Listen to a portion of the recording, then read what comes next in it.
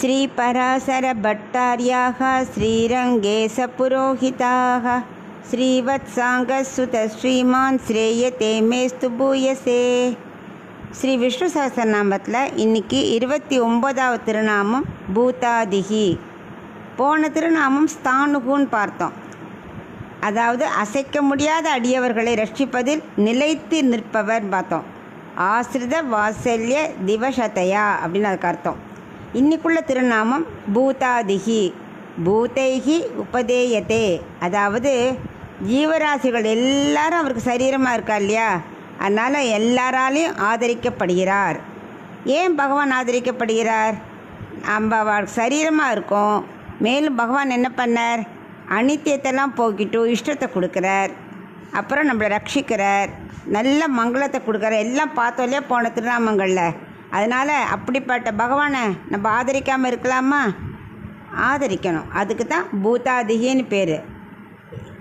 அந்த ஆதரவை எங்கே பார்க்குறோமே, அயோத்தியாவாசிகள் தசரதனோட்ட சொன்னாரே, நீங்கள் ராமர் மாதிரி என்ன நல்ல பிள்ளை எங்களுக்கு கொடுத்துருக்கேள், அதனால் எங்களுக்கு ரொம்ப ரொம்ப சந்தோஷம். அவர் எங்கள் ஆசைகள் எல்லாத்தையும் ஒன்று விடாமல் தீர்த்து வைக்கிறார். அதனால் நாங்கள் அவருக்கு ரொம்ப ஆதரவாக இருப்போம். எங்களுக்கு எல்லாமே ராமர் தான். ராமர் நன்னா இருந்தால் நாங்கள் நன்னா இருப்போம், நாங்கள் நன்னா இருந்தால் ராமர் நன்னா இருப்பார். எங்களுக்கு ஒரு கஷ்டம்னா ஓடி வந்துடுவார் ராமர், எங்களுக்குள்ள ஒருத்தர் ராமர் அப்படின்னு ராமரை புகழ்கிறார். வயம் சர்வ சமிருத காமாக. எவ்வளோ தூரம் பிரயோஜனம்னாக்க எங்களுக்கு எவ்வளோ நன்மைகள் செய்கிறார் தெரியுமோ. ஆசையாக இருக்கா எங்கள்கிட்ட, எங்களோட ஆசைகள் எல்லாம் தீர்த்து வைக்கிறாங்கிறாளாம். அப்புறம் எவ்வளோ அபிமானம்னா, ராமோ ராமோ ராமைத்தி பிரஜானாம் அபவந்ததாக ராமபூதம் ஜெகதபூத் ராமே ராஜ்யம் பிரஜாபதி. எல்லாரும் ராமர் தானா, ஜெகமே ராமருடைய ராஜ்யமாக இருக்கான். அந்த அளவுக்கு அவருக்கு ராமர் மேலே அந்த மக்களுக்கு அப்படி ஒரு பாசம்.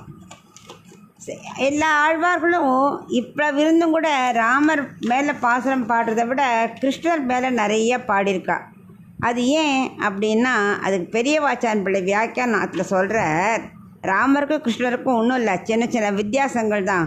ஏன்னா ராமர் கிருத்தயுகத்தை ஒட்டி பிறந்தார் இல்லையா, திரேதாயுகம். அதனால் அந்த கிருத்தயுகத்தில் உள்ள நல்ல எண்ணங்கள்லாம் அந்த மக்கள்கிட்டையும் அப்படியே வருமா. எதை ஒட்டி இருக்கோ அதோட வாசனைகள் அதெல்லாம் அப்படியே அதில் இருக்கும் இல்லையா, அப்படி இருந்து தான். கிருஷ்ணர் கலியுகத்தை ஒட்டி, இவர் கிளம்புறச்சே கலியுகம் வரப்போகிறது. அதனால் அப்போவே பொறாமை பேராசை எல்லாம் வர ஆரம்பிச்சிருத்தோம். அங்கே ராமராஜ்யத்தில் பொறாமையே கிடையாது. ஏன்னா மக்கள் ரொம்ப சந்தோஷமாக இருந்தார். எல்லாம் எல்லார்ட்டையும் செல்வ செழிப்பாக இருந்தது. ஒருத்தருக்கும் பஞ்சம் கஷ்டமே கிடையாது, பேராசையே கிடையாது. ரெண்டாவது, தசரதர் இருக்கா இல்லையா, பெரிய சக்கரவர்த்தி, உலகத்தையே ஆண்டவர். அவரோட பையன் ராமர், அவர் அதை விட சக்கரவர்த்தி. இங்கே நந்தகோபன் இடையன் மாட்டு மேய்க்கிறவங்கிற பட்டத்தை வாங்கிட்டார். ஏன்னா அவர் அந்த கோகுலத்துக்கு பெரிய ஆளாக இருந்தால் கூட அவர் மாடு மேய்க்கிறது வெண்ணெய் அதெல்லாம் தானே அவரோட தொழில். இடையன் தானே, யாதவ குலம் தானே.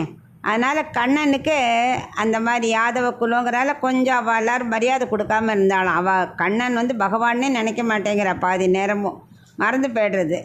ஏன்னா அவர் எவ்வளோ கீழே வேணால் இறங்கி செய்வார், தேர் ஓட்டுவர், எல்லாத்துக்கும் அவர் இறங்கி செய்கிறதுனால ராமருக்குள்ள மரியாதை கிருஷ்ணருக்கு கொடுக்க மாட்டேன்ட்டா.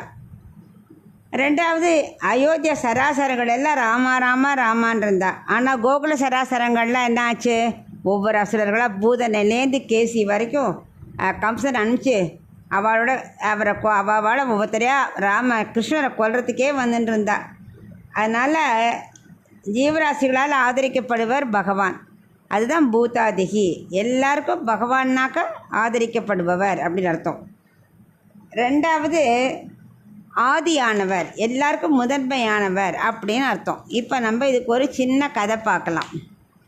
கண்ணன் ஆயர்பாடியில் எல்லா ஆயர் பாலகர்களோடு சேர்ந்து சாப்பிட போனான். யமுனா நதிக்கரையில் போய் சாப்பிட்டுட்டு கையாளம்ப போனாங்க அந்த குழந்தைகள்லாம்.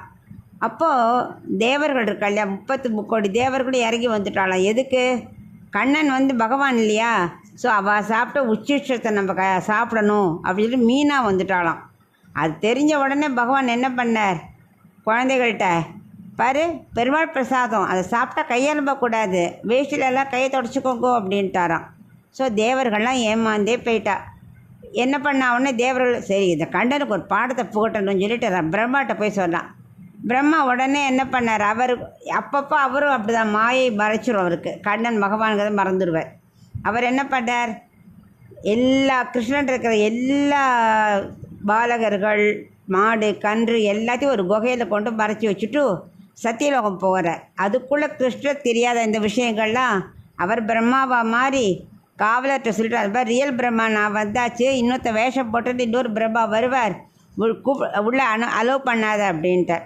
அது மாதிரி ரியல் பிரம்மா வந்த உடனே என்ன பண்ணாத காவலர்கள் நம்பலை, தள்ளி விட்டா நீ போய் பிரம்மான்னு.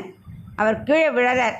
அவர் வரத்துக்குள்ளே அவர் சத்தியலோகத்தையும் கீழே இறங்கி வரணும் இல்லையா, அவர் வரத்துக்குள்ளே இங்கே ஒரு கிருஷ்ணர், அத்தனை பாலகர்கள் கன்றுகள் எல்லாம் இங்கேயும் இருக்குது. ஒரு வருஷமாச்சு, இது ஒரு வருஷம் முழுக்க இதே தான்.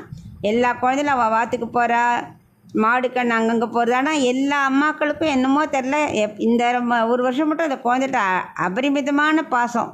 அவளுக்கு கிருஷ்ணன் தெரியல, ஏன்னா அத்தனை கிருஷ்ண ரூபமாக இருக்கா இல்லையா, அவளுக்கு அது தெரியல. ஆனால் ரொம்ப பாசம் மேலோங்கி இருந்தது. இப்போ கீழே இறங்கி வந்த பிரம்மா பார்க்குறாரு, குகைக்குள்ளே தான் அடைச்சி வச்ச அத்தனை குழந்தைகள் மாடு கண் எல்லாம் இருக்குது. வெளியில் விளையாடின்னு இருக்கு, அந்த குழந்தைலாம் விளையாடின்னு இருக்கு. என்னடா அதுன்னு ஒரு நிமிஷம் அவருக்கு புரியவே இல்லை. அப்புறம் அப்படி யோசித்தார், ஆகா நம்ம கிருஷ்ணர்கிட்ட போய் விளையாடிட்டோமே, அவர் தான் சாட்சாத் ஸ்ரீமன் நாராயணன், நம்மளையே படைத்தவர், அவர்கிட்ட போய் விளையாடிட்டோமேன்னு சொல்லிட்டு அவர்கிட்ட காலில் விழுந்து தன்னோட மன்னிப்பை கேட்டுண்டார். ஆனால் அவர் மன்னிப்பை கேட்டால் பகவான் எப்போவுமே மன்னிச்சிருவாரே. உடனே அத்தனை தான் உருவாக்கின தானே கிருஷ்ணமாயம் ரூபமாக மாற்றினாரோன்னு அத்தனை தான் உடம்புக்குள்ளே அடைக்கின்னுட்டு குகைக்குள்ளே இருந்த அத்தனை குழந்தைகள் பாலக மாடு கண்ணு எல்லாம் வெளியில் விட்டாச்சான். அந்த அளவுக்கு எல்லாத்துக்கும் ஆதியானவர் பகவான். அதனால் நாமும் பூதாதையே நம்ம சொல்லி வந்தோமானா நம்ம மேலே எல்லாரும் அன்பாக இருப்பா, யாருக்கும் விரோதம் காட்டணுங்கிற எண்ணமே வராது அப்படின்னு தான் திருநாமத்தோட அர்த்தம்.